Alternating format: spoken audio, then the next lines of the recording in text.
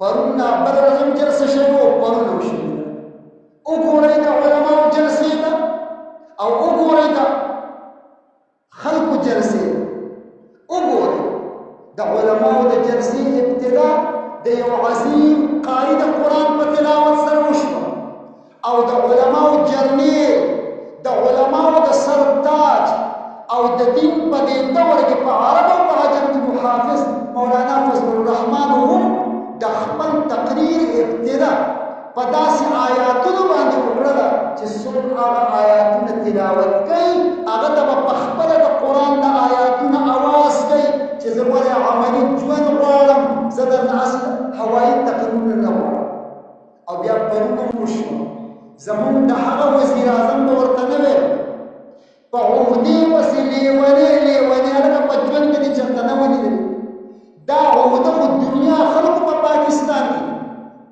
په دې عهدې باندې راغلي او چې څنګه تپوس شوی دقه رنګې په ایمان هغه هم پوس کړي. هغه هم ستا ارام ته نه دي پرېښودي، خپل وخت پکې ډېرو کمو تېر کړی دی، لیکن باوجود د هغې نه داسې د لیونو غونته کې رفتار نه کوي چې نهه ممبرانو دې استعفا ورکړه په دې نهو کې د سره ځای نشته او نه په دغه حلقو کې په چا کې دومره صلاحیت شته په دې نهو حلقو باندې به زه څه کړي ودرېږم. نو چې بیا پرون راغی نو وایي وایي په دې موبایل کې موجود دي ابتدا کې چې راځي هغه ته خو به سندرې وي، ځکه د هغه تربیت د یهودو په لاس کې شوی، د هغه تربیت د عیسایانو په لاس کې شوی. هغه په خوله باندې وایي چې ایاک نعبد و ایاک نستعین، لیکن عملي طور خلکو ته ښایي چې په دې ایاک نعبد و ایاک نستعین مې غلط کړی. ولې د سورت فاتحه آیات مې درته ووایي یی تاسو ته د دین سره محبت کوونکي په دې غلطوم او عملي کردار مې دا دی، عملي کردار مې دا دی چې کله درته خبرې کوم نو اول به ګانه به جاویږي، نو پکې الله الله دا کلمات ویلې کېږي او ورسره ښکلې سندره څه ده شروع ده، او چې بیا بیان کوي چې ستړی شي ځکه دومره طاقت پرې نشته چې دومره بیان وکړي. اخو مشرق او مغرب ولي زار شه د قائد جمعیت مولانا فضل الرحمن نه چې لکه د اوبو د سمندر د چپو غونډه کې څه دی روان دی، پکې خبره په انتهایی بهترین تهذیب او په انداز باندې کوي، لیکن چې یوه خبره شروع کړي تر څو پورې چې اخر ته نه یې رسولې پرېږدي نه، دی خاموش شي،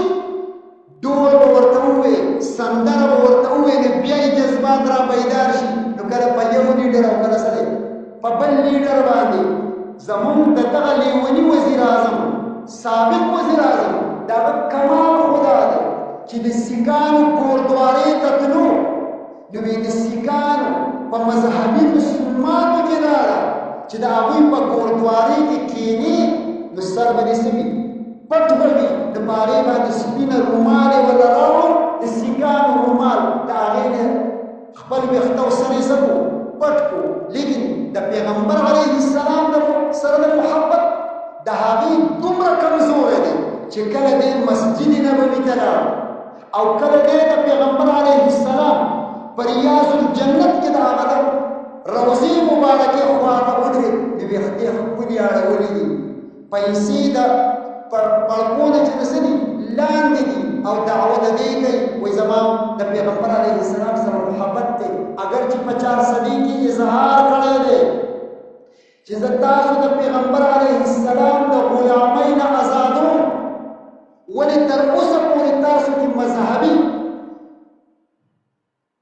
محبت دی درکې د مذهب پسند خلک یې، زه تاسو د پیغمبر علیه السلام د غلامۍ نه ازادوم چې مذهب بیزاره شئ، نو یهودیت به در باندې هم راځي، نصرانیت به در باندې هم راځي، نور به در باندې هم راځي، خو انشاءالله العزیز دی به ژوندی وي او د ده دا دعوه نن هم غلطه ده، سبا به هم غلطه او تر قیامته پورې به انشاءالله العزیز دا امت د پیغمبر علیه السلام په غلامۍ باندې به فخر کوي او د پیغمبر علیه السلام دا غلامي لکه نن دا زمونږ د غاړې هار دی، انشاءالله العزیز چې څومره زمونږ به ژوند وي دا د غلامۍ د پیغمبر